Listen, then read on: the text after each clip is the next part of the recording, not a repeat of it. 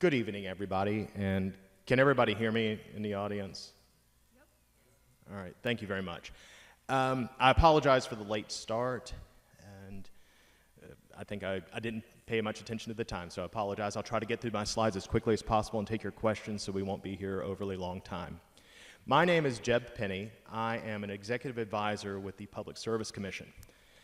And just a little bit of background, what is the Public Service Commission? Not a lot of people know what the commission is. It is an agency set in Frankfurt. It is set up by statute. We have 3 commissioners that are appointed by the governor and confirmed by the Senate. We sit in a quasi-judicial function, but more importantly, we regulate over 1,100 utilities in the state of Kentucky. So that could be rates and services.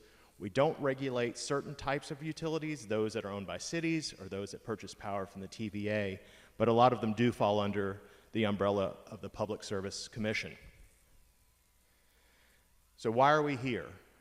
Well, we are here is because the North American Numbering Plan Administrator, what I'll refer to as the NAMPA, which is the neutral third party that's been contracted by the Federal Communications Commission to assign phone numbers in North America, which includes the United States and portions of North America and the Caribbean, informed the Public Service Commission that the 502 area code was set to run out of numbers, or exhaust is the lingo in the industry, by the end of the third quarter of 2027.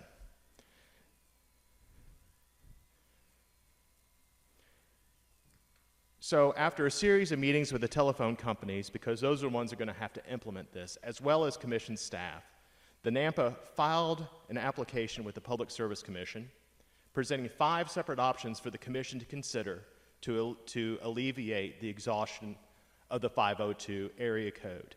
The NAMPA requested that the commission issue an order adopting at least one of those options no later than July 31st, 2025, which would allow the telecommunications industry to make the necessary changes and engage in the necessary public education and other technical changes.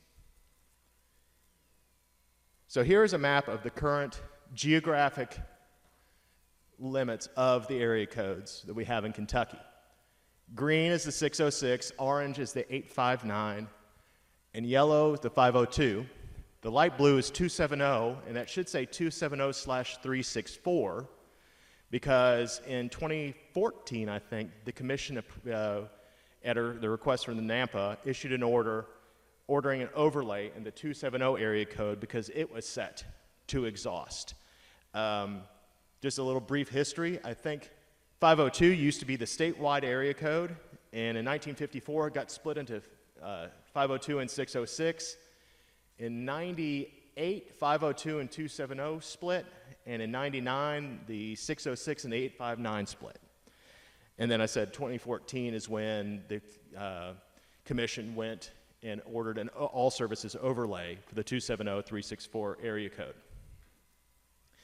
And this is just a closer look at the 502 area code territory. It mostly follows county lines, but not exactly. All right, but by and large, it tries to encompass the county areas. So the options that the NAMPA presented to the commission, there were 5 of them. The first one is what we call an all services distributed overlay of the 502 area code. So this is the option that the commission ordered for the 270 area code, but what it means is that you keep the territory of the 502 area code the same, and when the 502 numbers are exhausted, when the last one is assigned and there's no others available, the next numbers assigned will have a new area code. Now, we don't know what that area code would be because the NAMPA doesn't know what the commission is going to decide, so they haven't told us what the area code would be because it may not be needed depending upon what the options adopted are. So one of the changes, though, for this, and why it would be, some people don't like this, is that when you do an overlay, it requires mandatory 10-digit dialing. So that means if you're going to make a local call, you now have to dial the area code first. There's already mandatory 10-digit dialing in Kentucky. The 270-364 area code has mandatory 10-digit dialing, and that's because it has an all services overlay. And the 859 actually has 10-digit mandatory dialing, not because it was an overlay. It was a decision that was required about maybe 3 or 4 years ago for the mandatory 10-digit dialing in the 859. Not because there's a new area code, but because those next 3 numbers, not the area code, but the numbers we call the NXX, like if you're trying to call Frankfurt, you dial 502-545, so those like 545 numbers. Some of those numbers were similar to those for the newly instituted suicide hotline. So rather than people trying to make a local call and automatically be routed to the hotline, the FCC required mandatory 10-digit dialing. So 859-270-364, mandatory 10-digit dialing. Now this is the preferred option and recommended option of the NAMPA and the telecommunications providers because they say that it impacts the fewest customers than the other relief options, and we'll get into the other alternatives. It's easier for the telecommunications providers to implement it because they know from a coding perspective, translations perspective, I'm not an engineer, but apparently it is much easier to implement it on this basis. Compared to some of the other options which we'll discuss, it might split the territory or expand the territory. It causes a lot less confusion for customers, and an overlay would extend the life of the resulting 2 area codes for approximately 30 years. Right? So you wouldn't have to make a decision about a new area code for 30 years if this is the option the commission adopts. Now the second option is an option that has not been used in the United States since 2007. This is a geographic split. The last geographic split of an area code was in New Mexico. And so in this, and I'll show you the next page will be the map, which is what the NAMPA has shown us what they would indicate what the 2 territories would be.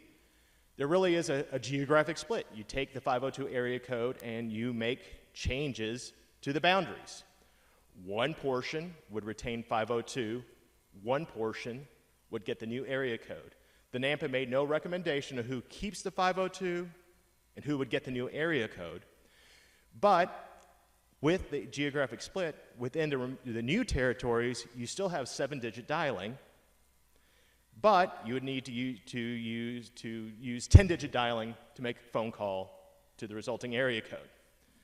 So in this, I'm going to show you will be the projected life of area code B, or A would be 33 years from the date of implementation. Resulting B would be 30 years. Oh, there we go. So as you can see, the red line delineates the proposed territory changes from the NAMPA. So it kind of, more or less borders the river counties, the southern portions of the river counties, and splits. Like I said, the NAMPA makes no recommendation in this scenario who would keep the 502 or who would get the new area code. But this is what the split would be. If I had to hazard a guess, they didn't say this, it's split upon population lines. Roughly try to make it about as equal as possible. So the third option presented would be to eliminate the boundary between the 502 and the 270 and 364 area code. Now in this scenario, 10-digit dialing would be mandatory. You could still get a 502 area code number, but once those 502 numbers were no longer available, you would be assigned a 270 or 364 number as they were available. So this would push the exhaust date out from the resulting areas to 2044. Currently, the 270-364 area code is projected to exhaust in 2080, but it would shorten that lifespan a little bit. And I keep on pointing the wrong way, sorry. Okay, this is what the resulting territory would look like if you were to eliminate the boundaries between the 502 and the 270-364. Like I said, 10-digit dialing is already mandatory in 270-364, but it's not in 502. In this scenario, 10-digit dialing would be mandatory to complete a local call. Now, the fourth and fifth options are very similar with one little change. So the fourth option would be to eliminate boundaries between all area codes in Kentucky. So I already see some chuckling in the audience from that, but it would mean that mandatory 10-digit dialing statewide, so right now 859 and 270 have mandatory 10-digit dialing, I mean 502 and 606 would be. And in the 502 area code, once 502 is gone, once there's no longer 502 numbers available, you'll be assigned 270, 364, 859, or 606.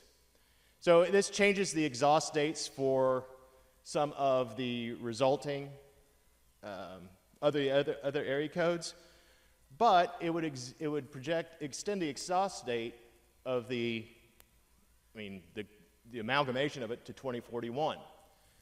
However, under the rules of the FCC and the NAMPA, options to extend the life of an area code have to provide relief greater than 15 years or greater from the projected exhaust date. Their projected exhaust date is the end of the third quarter 2027, so this only provides 14 years of relief. So it's not one that the commission can necessarily adopt under the standards. So option 5 does the exact same thing, but then also assigns an overlay area code to the area. So once 502, 859, 606, 270, 364 are all gone, then a new area code gets assigned to those resulting areas. So what's next? Well, this is the third of 5 public meetings. Evidence is already closed. We've opened up an investigation in October of this and solicited written comments from the telecommunications providers and other entities. So we have 2 more public meetings, the last of which, and I'm looking at my PIO, is the 15th or the 16th or somewhere. It's the 16th. 16th and the 17th. The last one will be in Frankfurt. At the end of that, the commission will consider all the comments that we've received, take a look at the evidence, and then issue a decision before July 31st of 2025, instituting one of the options. Now, depending upon which option the commission adopts or recommends, depends on the implementation period. So what I've put up here is the timeline for what would occur if the commission adopts option number 1. So I think that it would be the first 6 months after the commission issues the order, there would be permissive 10-digit dialing. All right, so you could dial 502, whatever, to call your neighbor. Prior to that, you couldn't complete the call doing that. Then after the end of that 6-month period, you would have a period of the mandatory, 6 months after the order is issued, the companies are going through translations. At the end of that first 6-month period is when permissive 10-digit dialing would kick in. And then after that 6-month period, roughly a year after the order is entered, mandatory 10-digit dialing would be kicked in. That last month after that would be used by the telecommunications industry to make the last of the changes that are necessary. And 13 months after the commission issues an order, they would be ready for a new area code to be used once the 502 exhausts. During this period of time, there'll be a series of public service announcements, educational opportunities from telecommunication providers, the NAMPA, the Public Service Commission, as well as all the technical changes that need to occur to implement this option. The timeline is a little bit longer. Say, for example, if there's a territorial split, that's a 15-month implementation period. And with the other options, you're looking at roughly a 13-month implementation period as well, except you have to go, if you're considering a statewide change and all of a sudden your 606 and your 502 are going to have permissive dialing, the educational and public service announcements will be a much larger geographic area. And so that really is the end of the presentation. This is what I'd say a succinct wrap-up of the options that are presented to the Public Service Commission. At this, the application of the NAMPA is available on our website. It's psc.ky.gov, case number 2024-00333, if you want to have a more in-depth look at what is contained in the application and the exhaust dates of the other area codes, how many more numbers are available in the separate area codes, the like of that. Now, I understand that we had cards out front that were available for written comments that would be placed into in the record of the Public Service Commission, but we also had a sign-in sheet for people who wish to make public comment. There's a microphone here. It is hot. It'll be recorded, and we will post the recording of this meeting to our YouTube channel, which can be linked to from the Public Service Commission's docket as well. So I'd like to call the first person, Alex Taylor, please.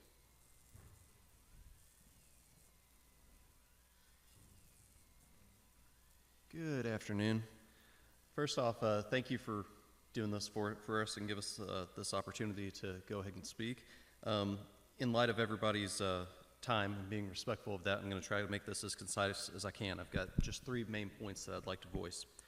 For one, when we think about this area in particular, as we kind of discussed beforehand, 502 is much of an identity for Louisville in particular, but for some of the surrounding areas as well.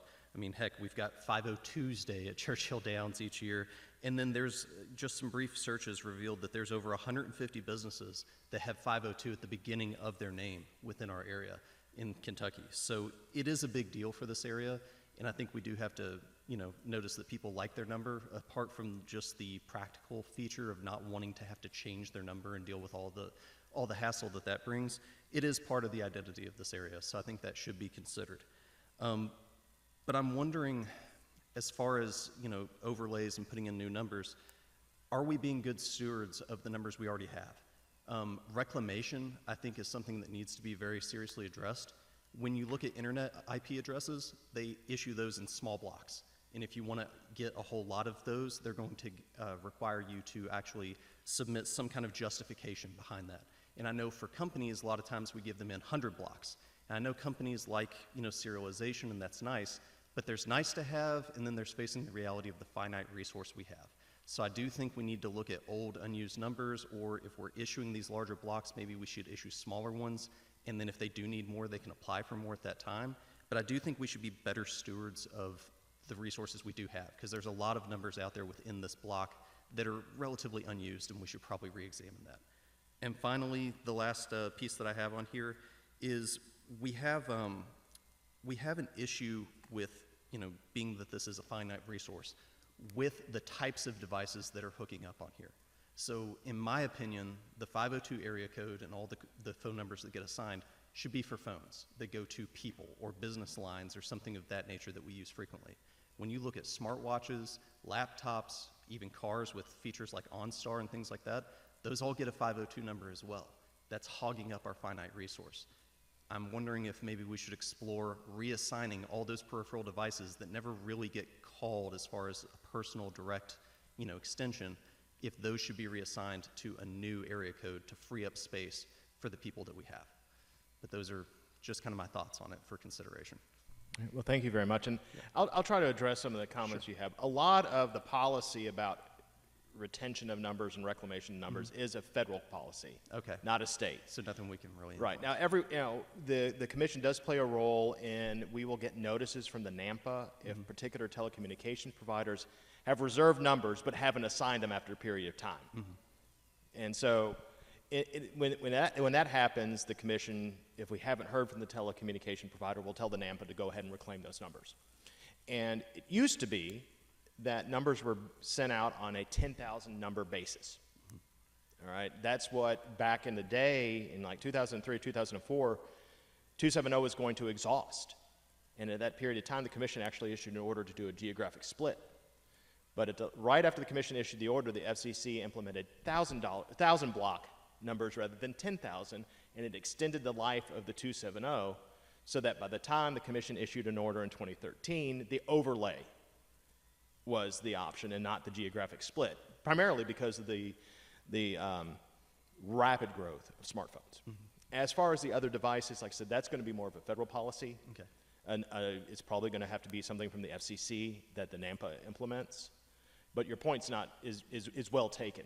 Sure. And it brings me to one other point. Sometimes the overlooked effect on a mandatory 10-digit dialing, and a lot of times it just requires some reprogramming. But if you have an alarm system that's set to dial the local police, not 911, but the local police station, you'd have to remember that you have to add the area code in now to the automatic numbering, or the automatic dialing. All right, did I address your question? You did. Do you have any others? Nope. With all that considered, my opinion is that I think the overlay of adding a new area code without depriving existing people of their number would probably be the best option of the 5. But anyway, thank you for your time. Well, thank you. And numbers are finite. I mean, the commission has to do something. Yeah. These are the options. Yeah. So something's going to have to happen. And unless, I don't think we want to see a great reclamation of phone numbers because it means the 502 numbers people are moving away. I don't think we want that. So anyway, thank you. Thank you. Can I just, Yes, absolutely, if you want to. hi, I'm Mary Pat Regan, I'm the commissioner. I just wanted to follow up with you, and I will bring the issues you discussed to the FCC, because we have meetings there, but I thought your points were very well taken, so I will bring that issue up. Thank you, Commissioner Regan. All right, the next one looks like Graham Horn? Right, okay. Mr. Hart, please come on up. Thank you. Thank you for the opportunity to comment. Could you bring up the split map, please, for me? There you go. There you go. I would be really in favor of this for a lot of the reasons that the previous gentleman stated, and that I think Louisville does have a 502 identity, and I'm not convinced it's a good idea to have to dial 10 digits to talk to your neighbor next door. I'll also admit to the fact that I'm one of those guys that sucks up extra phone numbers for the hotspot in my car. But I just think that given the fact that Louisville is a top 20 or 25 city, we should be able to have an area code, just one. And if we have to dial outside the Louisville area, that's okay. I mean, we call all over the state all the time, right? Let me see what else was on my mind. The other comment, there was a comment about something from the confusion, the extra public education and confusion was not an issue or something in one of those slides, and that was expressed apparently by the utilities themselves. And I mean, this is a little bit political, but obviously they're going to choose the most profitable option. And that's, in my opinion, that's why they chose the overlay over this particular option, because it's less work for them. And I believe it is the commission's responsibility to not only listen to the utilities, but as you are today, listening to the public and perhaps forcing the utilities to do some things sometimes they don't want to. So I'll leave it at that. Thank you. All right, thank you very much for your comments. Appreciate that. All right. So the next, Did you say that the other meetings are kind of leaning toward the first option, which is the overlay? you're the first person I've heard that has not endorsed the overlay. Not to single you out, that's just a fact, not. All right, so you two are the first people that I've heard, so. All right, the next person that has signed up to speak is Ralph Jenkins.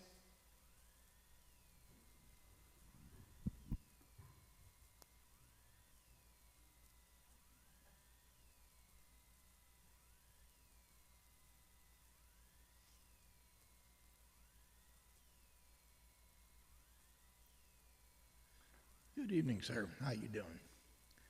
I'll make my comments short and sweet. Why is it that every time we turn around a government entity, which I think the Public Service Commission is part of that, has got to go and start screwing around with things. People don't realize how much that your phone number is tied to everything that you do. And if they want to go through here, they want to change our area code, we got to go through a major process of changing all our phone numbers on all of our accounts and everything else that we do in life. If, my opinion, when the 502 area codes run out, then anything new or new phone numbers that generated should get a new area code, but leave ours alone, please. Thank you. Thank you. And that's the sentiment we heard a lot in our Bardstown meeting. That is, I mean, if you have with the overlay option, or if any option but the geographic split, if you have a 502, you do keep it. It's just that new numbers, once the 502 runs out, will get a different area code. So it's just the geographic split right here is that there's going to be winners and losers. Yeah. So, I mean, winners and losers is a relative term, but somebody gets to keep the 502 and somebody doesn't. Right. Next, Nancy Jenkins, would you like to speak?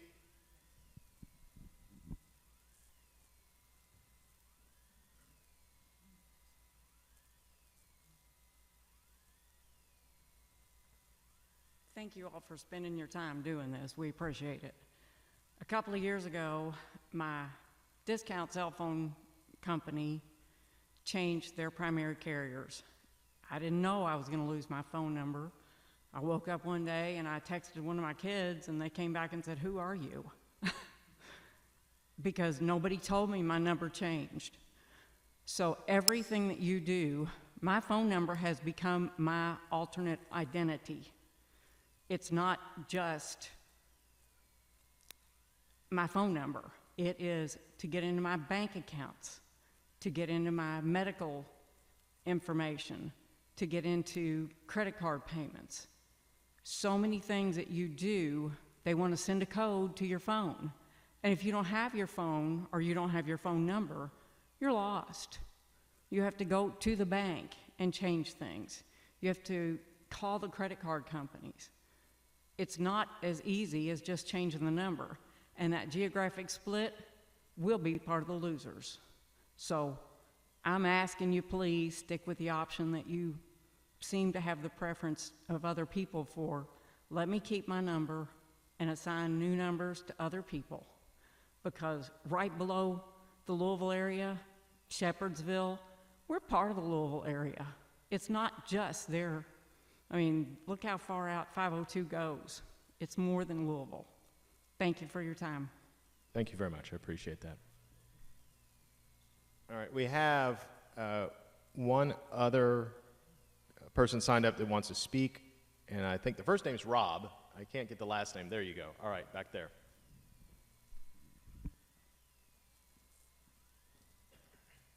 Hello, my name is Rob Mail.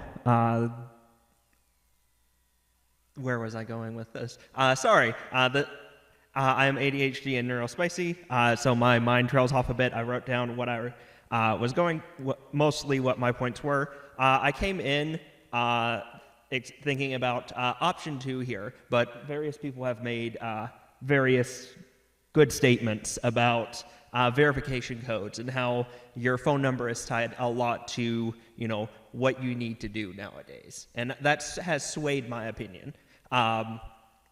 Personally, I am for an overlay now compared to option 2. Personally, if there was some option where we can get an overlay of not just 1 but 2 new area codes, I have looked up unassigned area codes. Once 502 starts running out, we can start using potentially 568, which is one of the unassigned area codes, which is LOU for the Louisville Metropolitan Statistical Area, which is in the top 12% of all largest statistical areas.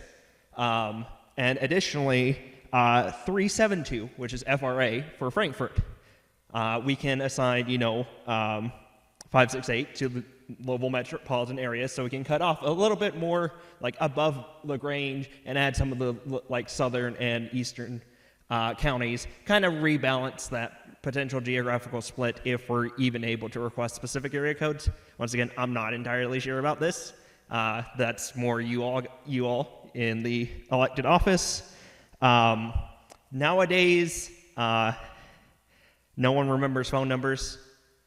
So the 7 versus 10 digits where you used to only be able to remember 7 digits, no one's remembering them anymore. You add it to your phone and you go on.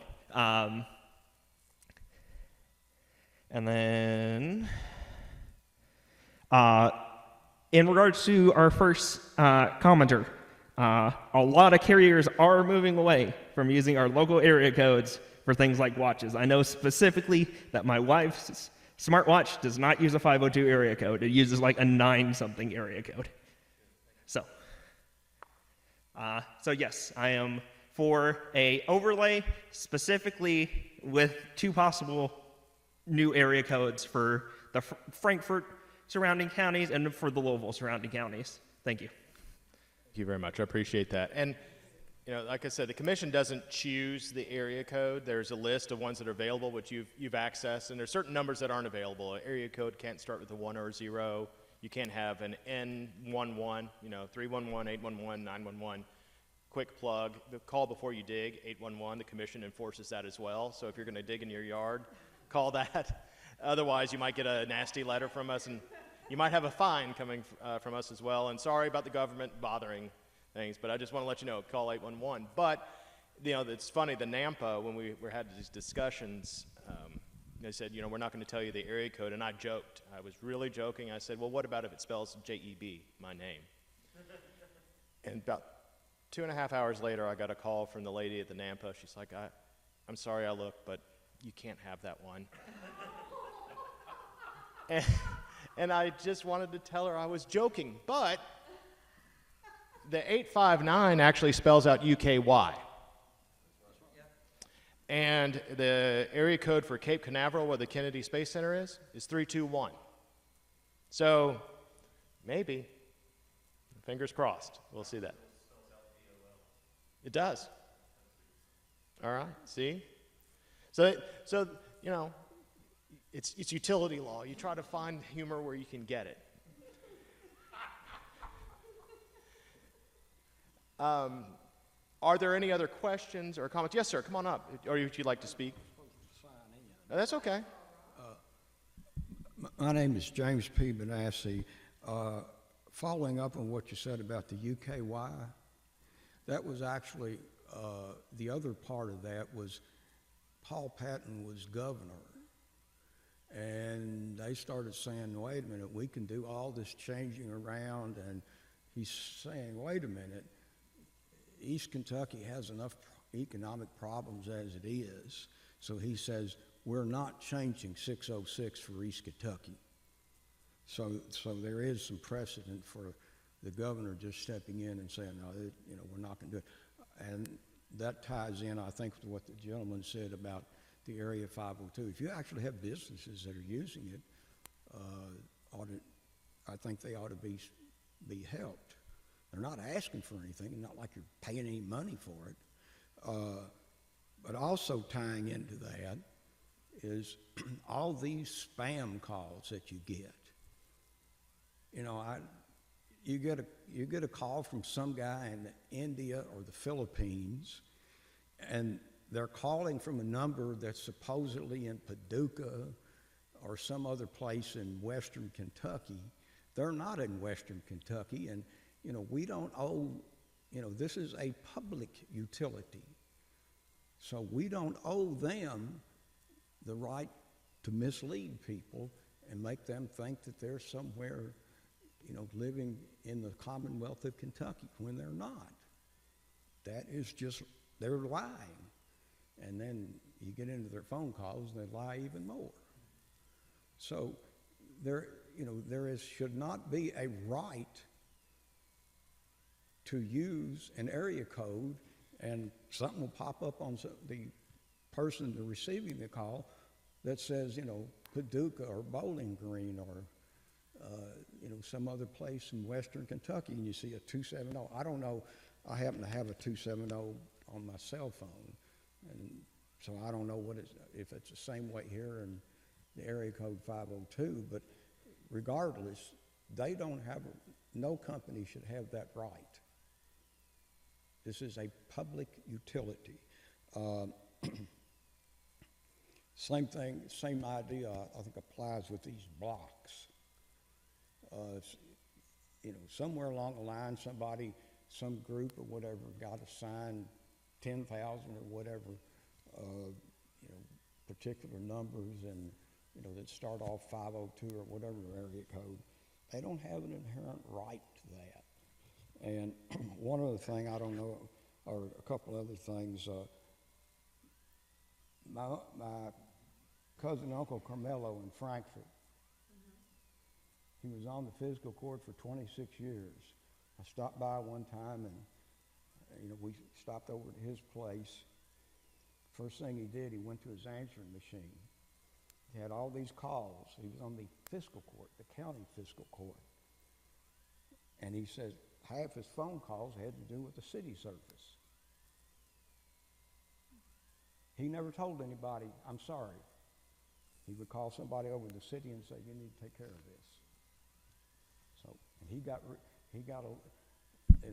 was going to get reelected as long as he ran. So it is the obligation of whether you're a legislative body or on a public service commission. If it means somebody's supposed to go to Washington D.C. and raise hell with them, that's democracy. So raise hell with them plenty. And one last thing, I don't know if it ties in with this, but I remember a couple of years back I was reading about this Kentucky Wired. And if there was ever a messed up thing, it was Kentucky Wired. And, does that tie into any way into this? Thankfully, no. Well, it's such a messed up deal until those guys are guilty till they're proven innocent. Internet-based and has nothing to do with telephones or the Public Service Commission. They have to get the poll rights. That was where it really got messed up. Polls, I don't mean like you take a poll to see how somebody's going to vote. No, but I know, attaching to the existing utility poles, yes. Yeah. Okay, but those are, I think, some bigger issues that, maybe we wouldn't need some of these problems. Maybe they'd work out a little easier if we weren't giving away all these numbers helter-skelter. All righty, that's it. I'll address your issues, if I can remember reverse order, okay? So what? I'll try to address some of the things you brought up in reverse order. Okay. I think the first thing, or the last thing you mentioned was talking about pole attachments and Kentucky Wired. Yeah. And just in general, and not relevant to this docket, but broadband is an important thing that most people need. And now in areas like Louisville area and the like, it's probably easier to get high-speed internet. But in rural areas, it's not. And so broadband, there's lots of money being thrown at broadband providers to extend high-speed internet to unserved or underserved areas, primarily rural areas. And so the key there would be access to existing utility poles. Is that Be what now? access to existing utility poles? Yeah. Is that what you were talking about? Yeah. Just That was one of the problems. okay. All right. Well, just in general, the commission does have a little bit of jurisdiction over requiring utilities to allow broadband providers to attach to their poles. But something like Kentucky Wired, we haven't heard from them. So we don't regulate them. But other broadband providers, your Spectrums or your AT&Ts or the Windstreams, if they're spinning along, they have to get access to those poles as well. But it has nothing to do, it doesn't affect phone numbers. You're saying it's federal? No, it's just that Kentucky Wired, I'm getting a little off topic, but I'm just telling you, Kentucky Wired is not something that comes before us. They generally are looking at, I don't know, they might work things out with the utilities, but in general, broadband providers have rights to access utility poles. But it doesn't affect numbering. Oh, okay. Okay. And then I think you're talking about the spam calls and the calls that look like Yeah. the fake calls coming from, I mean, it can look like it's coming from almost your next door neighbor or, within your area. I know that there's some congressional action that's going to be taken, some crackdowns on that. The FCC has been trying to address those issues, but sometimes it's like whack-a-mole. Once you shut down one kind of technology, and it's not the telephone companies per se, it might be a company that somehow gets a bunch of phone numbers. And I know Commissioner Regan has had some conversations with the FCC and other utility groups about this. It just takes, technology changes so quickly. So you stop it one way, and these marketers figure out another way. You say it'll slow down for a little bit, and then it can pick back up. But I know that the Congress is taking it very seriously during this legislative session. They are doing business in the Commonwealth. Well, we don't know if they are. The phone number Well, looks like it is. I got calls at times saying, I'm from Humana, and then 5 minutes later, I'm not, I didn't say I was from Humana. Right, and that's, But if you're with, you got some kind of business you're trying to do, if you're trying to make a sale to somebody in Kentucky, that gives you a locus in the Commonwealth. and that's something that the commission doesn't have jurisdiction over. We don't have jurisdiction over, we only have it over utilities and not over the businesses that are trying to perhaps scam you out of something.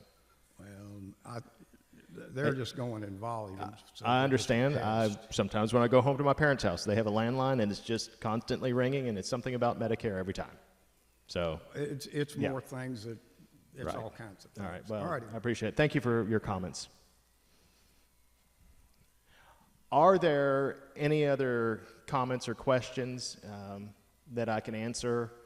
And sorry if I talked a little bit about things not numbers related. I'm just kind of a utility nerd, and I couldn't help myself. But anyway, if there's nothing else, thank you very much for coming here today. We will be posting this on the Commission's YouTube channel. This and all the other public meetings have been posted there. I think we will live stream the one from Frankfurt as well, so you can watch and see, or watch at your own leisure on the YouTube channel to see what other people are saying about the proposed options for the exhaustion of the area code. Thank you all for coming out. Be safe on the way home, and just stay tuned to your telecommunication providers, the news, to see what the Commission decides, and for any educational opportunities or educational issues from your carriers. All right. Thank you all.